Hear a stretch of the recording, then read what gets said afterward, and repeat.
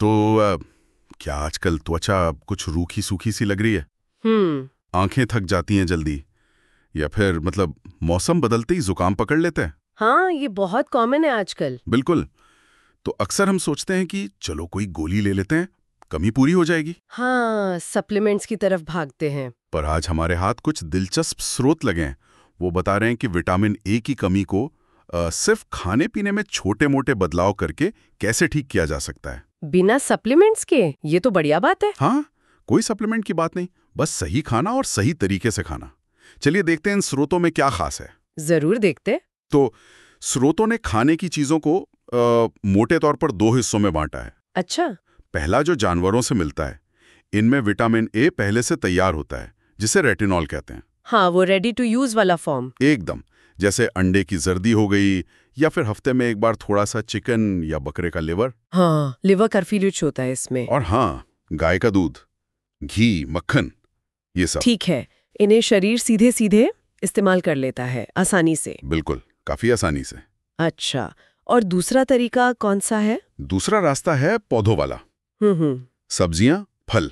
हाँ, यहाँ हमें मिलता है बीटा कैरोटीन, जैसे अपनी गाजर हो गई, पालक, सरसों, मेथी, कद्दू भी। हाँ, शकरकंद भी। और आम जब मौसम में आता है, लाल शिमला मिर्च। बिल्कुल, ये सब इसी में आते हैं। पर यहाँ एक, क्या कहते हैं, एक पेंच है। पेंच? वो क्या? वो ये कि शरीर को इस बीटा कैरोटीन को पहले विटामिन ए में बदलना पड़ता है। अच्छा, मतलब ये डायरेक्ट इस्तेमाल नहीं होता? नहीं, ये सीधी प्रक्रिया नहीं है, शरीर को थोड़ी मेहनत करनी पड़ती है। ओके, समझ गई। अच्छा, तो मतलब सिर्फ गाजर खा लेना ही काफी नहीं है?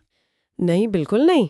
यहीं पर वो वाली बात आती होगी कि इसे कैसे खाया जाए। एकदम सही पकड़ा। यहीं पर वसा मतलब फैट, उसका रोल आता है। स्रोत इस बात पर बहुत जोर देते हैं। फैट का रोल बीटा कैरोटीन के लिए? हाँ, क्योंकि बीटा कैरोटीन फैट सॉल्यूबल है, मतलब इसे शरीर में जज्ब होने के लिए, घुलने के लिए फैट की जरूरत होती ही होती है। अच्छा, इसीलिए शायद वो कहते हैं कि गाजर को घी में भून कर खाओ। बिल्कुल, या फिर उबले अंडे के साथ खाओ, क्योंकि अंडे की जर्दी में फैट होता है। सही बात। सब्जी बनाते वक्त थोड़ा घी या सरसों का तेल जरूर डालें, वो मदद करता है।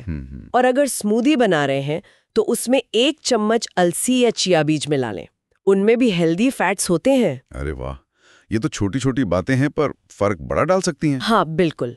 और जैसे सिर्फ अंडे का सफेद हिस्सा खाने के बजाय कभी कभी पूरा अंडा खाना भी फायदेमंद है, क्योंकि जर्दी में फैट और विटामिन ए दोनों है। एग्जैक्टली, फैट भी है और थोड़ा रेटिनॉल भी। ये तो कमाल की बात है। मतलब सिर्फ क्या खा रहे हैं ये नहीं, बल्कि कैसे खा रहे हैं ये भी उतना ही जरूरी है। बिल्कुल। और पकाने के तरीके के बारे में भी कुछ मिला क्या स्रोतों में?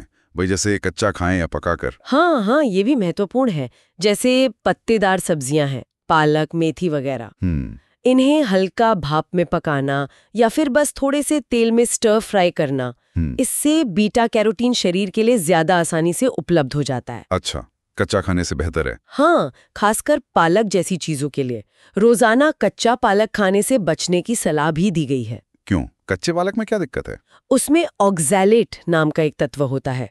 स्रोत बताते हैं कि ऑक्सैलेट कैल्शियम और आयरन जैसे दूसरे जरूरी मिनरल्स के अवशोषण में, मतलब शरीर में सोखने में रुकावट डाल सकता है। ओहो, ये तो ध्यान रखने वाली बात है। हाँ, तो हल्का पका लेना बेहतर है। और क्या कोई ऐसी चीजें हैं जो विटामिन ए के इस्तेमाल में बाधा डालती हूँ? मतलब हम खा तो रहे हैं पर शरीर उसे यूज नहीं कर पा रहा है। हाँ हाँ, ऐसी भी कई चीजें हैं, जैसे अल्ट्रा प्रोसेस्ड फूड्स। अच्छा, ये पैकेट वाले? हाँ, जिनमें पोषक तत्व कम और एडिटिव्स वगैरह ज्यादा होते हैं, वो ठीक नहीं। फिर ज्यादा शराब पीना। शराब का क्या कनेक्शन है? वो सीधे लिवर पर असर डालती है, और लिवर ही विटामिन ए को स्टोर करने और इस्तेमाल करने में बहुत अहम भूमिका निभाता है। अच्छा। तो अगर लिवर स्वस्थ नहीं है तो विटामिन ए का मेटाबॉलिज्म, मतलब उसका पूरा प्रोसेस, गड़बड़ा सकता है। ये तो लॉजिकल है। और हाँ, कुछ सप्लीमेंट्स भी ध्यान से लेने होते हैं।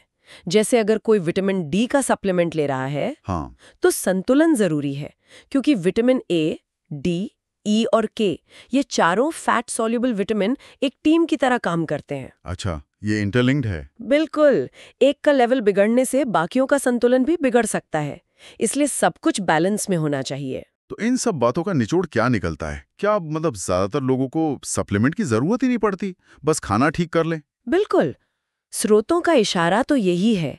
एक संतुलित डाइट, जिसमें सही तरह के फूड्स हों और उन्हें सही तरीके से पकाया गया हो, उससे ज्यादातर लोगों की विटामिन ए की जरूरत पूरी हो जाती है। हाँ, कुछ खास मामले हैं जहां ध्यान देना पड़ता है।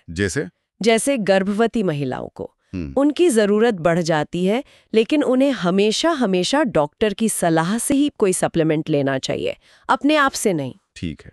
फिर जिन लोगों को फैट पचाने में दिक्कत होती है, मान लीजिए कोई पाचन संबंधी बीमारी है, तो उन्हें बीटा कैरोटीन से विटामिन ए बनाने में मुश्किल आ सकती है, क्योंकि फैट का एब्जॉर्प्शन ही ठीक नहीं है। सही बात है, फैट तो चाहिए ही। और ऐसे स्ट्रिक्ट वीगन जो शायद पर्याप्त गहरे रंग की सब्जियां या फल नहीं खा रहे, उन्हें भी ध्यान देना होगा। इन मामलों में सप्लीमेंट पर विचार किया जा सकता है, पर वो अपवाद है, नियम नहीं। समझ गया। तो मतलब कुल मिला के महंगी गोलियों के पीछे भागने से तो कहीं बेहतर है कि हम अपनी प्लेट पर ध्यान दें। बिल्कुल। त्वचा है, आंखों की सेहत है और अपनी इम्यूनिटी, इन सब को प्राकृतिक रूप से सहारा मिल सकता है। बस थोड़ी सी जागरूकता और सही जानकारी चाहिए। सही कहा आपने। ये बस स्मार्ट तरीके से खाने की बात है, और ये लंबे समय में सेहत के लिए ज्यादा फायदेमंद भी साबित हो सकता है। गोलियों पर निर्भर रहने से तो बेहतर ही है। बिल्कुल। और जाते जाते एक सवाल सबके सोचने के लिए छोड़ जाते हैं। स्रोत बार बार ये कह रहे हैं कि विटामिन ए, डी, ई और के साथ मिलकर काम करते हैं, एक टीम की तरह। हाँ, ये फैट सॉल्युबल विटामिन्स। तो क्या किसी एक विटामिन की कमी पूरी करने पर ही सारा ध्यान देना सही है, या फिर हमें अपनी थाली में इन सभी पोषक तत्वों के संतुलन और उनके आपसी तालमेल के बारे में सोचना चाहिए? मतलब पूरी पिक्चर देखनी चाहिए। ये सोचने वाली बात